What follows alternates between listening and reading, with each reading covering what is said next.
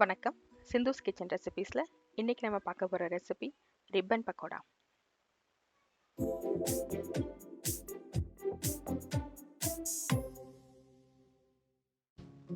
Ribbon பக்கோடாவுக்கு 2 cup புழுங்கல் அரிசி, இட்லி அரைப்போம் இல்லையா, அந்த அரிசி எடுத்து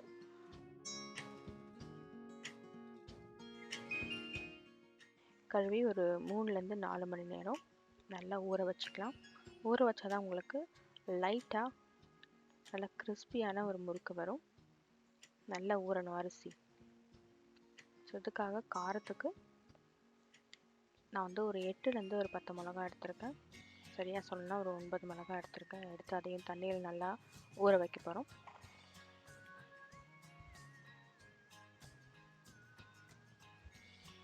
அடுத்ததாக அரிசி மாவு கூட 1 கப் பொட்டுக்கடலை மாவு. ஸோ அதுக்காக பொட்டுக்கடலையை நம்ம நல்லா ஃப்ரெஷ்ஷாக நம்ம பவுடராக அரைக்க போகிறோம். அரைச்சி அதை சலிச்சிக்க போகிறோம். இல்லைன்னா வந்து அதை போட்டு நம்ம முறுக்கச்சில் போயிட்டு மாட்டிக்கும். அதனால தான் நம்ம சலிக்கிறோம். சலித்து அதை நம்ம நல்லா ஃபைன் பவுடராக எடுத்து வச்சுக்கிட்டாச்சு. ஸோ இப்போ பார்த்திங்கன்னா நம்ம 4 மணி நேரத்துக்கு அப்புறம் அரிசியை அரைக்க போகிறோம். ஸோ காரத்துக்காக ஊற வச்சிருந்த மிளகா கூட ஒரு 4 பூண்டு பல், நான் வெள்ளை பூண்டு தான் எடுத்துருக்கேன், 4 பூண்டு பல் போட்டு அதை நல்லா ஒரு பேஸ்ட்டாக அரைச்சிக்கோங்க. இல்லைனா நீங்கள் கிரைண்டரில் அரிசி அரைக்கிறதுக்கு முன்னாடி நீங்கள் அந்த மிளகாவையும் பூண்டு 2ஐயும் சேர்த்து போட்டுக்கலாம். அதை அரைஞ்சதுக்கு அப்புறமா நீங்கள் அரிசி போட்டு ஸோ கம்ப்ளீட்லி உங்களுக்கு ஒரு ரெட் கலரில் ஒரு மாவு வந்து வரும். ஸோ நான் இதில் ஒரு 30 ml தண்ணி ஊற்றிருக்கேன், அதிகமாக தண்ணி ஊற்றலை. இப்போ நம்ம இதை ஒரு பேஸ்ட்டாக அரைக்க போகிறோம். பாருங்கள், அரிசி மாவு அரைஞ்சாச்சு.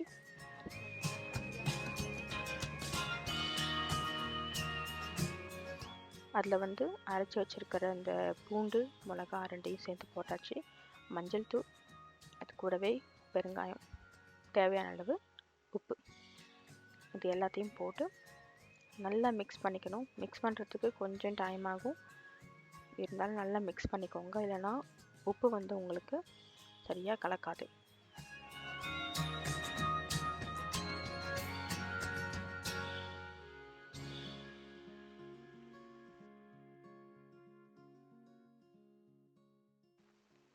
இப்போது பொட்டுக்கடலை மாவு கொஞ்சம் கொஞ்சமாக நம்ம ஆட் பண்ணி மிக்ஸ் பண்ணிக்கலாம்.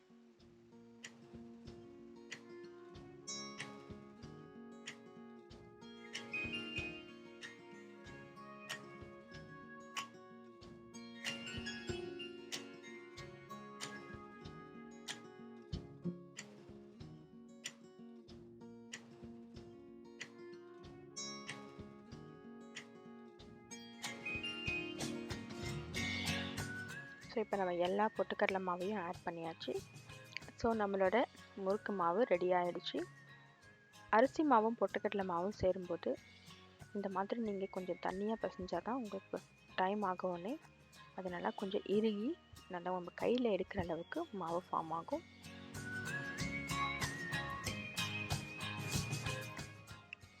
ஸோ இதுதான் என்னோடய முறுக்கட்சி. இது நான் ஒரு 7 இயர்ஸ்க்கு முன்னாடி வாங்கினேன். ஸோ இதோட நாசில் பார்த்திங்கன்னா ரொம்ப மெலிசாக இருக்கும். இன்றைக்கி இது ரொம்ப கன்வீனியண்ட்டாக இருக்கிறதுனால இது இன்னும் நான் பத்திரமா வச்சுருக்கேன் அதை நான். So it's my special one too. So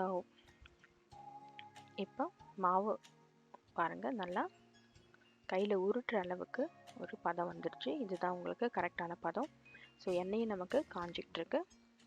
so நம்ம மாவு முறுக்கச்சிக்குள்ளாக்க போட்டு இப்போது ரிப்பன் பக்கோடா பண்ண போகிறேன்.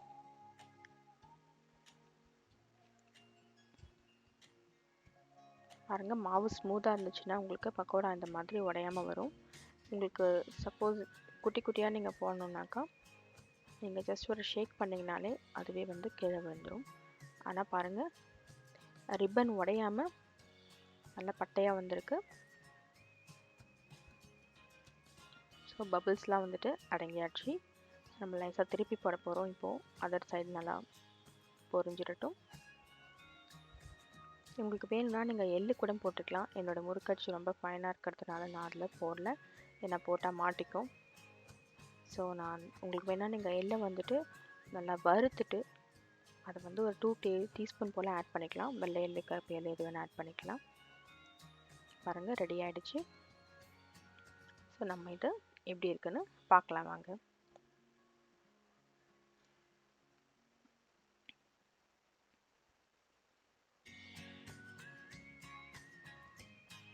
ஓகே, இது நல்லா லைட் அண்ட் பாருங்கள், லைட்டாக மெலிசா எண்ணெய் இல்லாமல் கிறிஸ்பியாக வந்திருக்கு. ஸோ நம்ம அதுக்காக தான் நம்ம அரிசியை அவ்வளோ நேரம் நம்ம ஊற வச்சோம். ஸோ இந்த ரெசிபி உங்களுக்கு பிடிக்கும்னு நம்புகிறேன். இன்னொரு இன்ட்ரெஸ்டிங்கான ரெசிபியோட உங்களை சிந்துஸ் கிச்சன் ரெசிபீஸில் மீட் பண்ணுறேன். தேங்க்யூ.